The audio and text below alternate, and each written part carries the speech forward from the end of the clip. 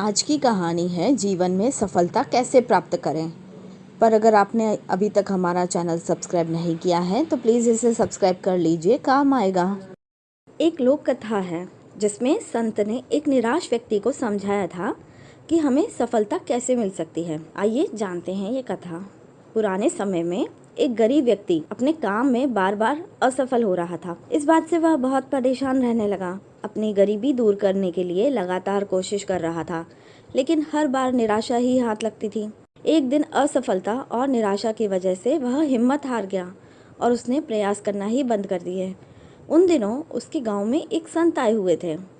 निराश व्यक्ति उस संत से मिलने पहुंचा। निराश व्यक्ति ने संत को अपनी सारी परेशानियां बता दी। संत ने उससे कहा कि असफलता से इस तरह निराश नहीं होना चाहिए, प्रयास करना बंद मत करो। संत की बातें सुनकर उस व्यक्ति ने कहा कि मैं तो हार चुका हूँ। ये बात सुनकर संत समझ गए कि ये व्यक्ति नकारात्मक विचारों में उलझ गया है। संत ने उससे कहा कि मैं तुम्हें एक बच्चे की कहानी सुनाता हूँ, इस कहानी से निराशा दूर हो जाएगी। संत ने कहानी सुनानी शुरू की। किसी गांव में एक छोटे बच्चे ने बांस का और कैक्टस का पौधा लगाया। बच्चा रोज़ दोनों पौधों की बराबर देखभाल करता। काफ़ी समय बीत गया। कैक्टस का पौधा तो पनप गया, लेकिन बांस का पौधा पनप ही नहीं रहा था। कैक्टस देखकर बच्चा खुश था, लेकिन बांस की वजह से उसे दुख भी हो रहा था। लेकिन बच्चे ने हिम्मत नहीं हारी और वह दोनों की देखभाल करता रहा। इसी तरह कुछ महीने और बीत गए, लेकिन बांस का पौधा पनपा ही नहीं। बच्चे ने कोशिश फिर भी जारी रखी। बांस के पानी को खाद और पानी देते रहा। कुछ महीनों के बाद बांस का पौधा भी पनप गया और कुछ ही दिनों में वह कैक्टस से भी ज़्यादा बड़ा हो गया।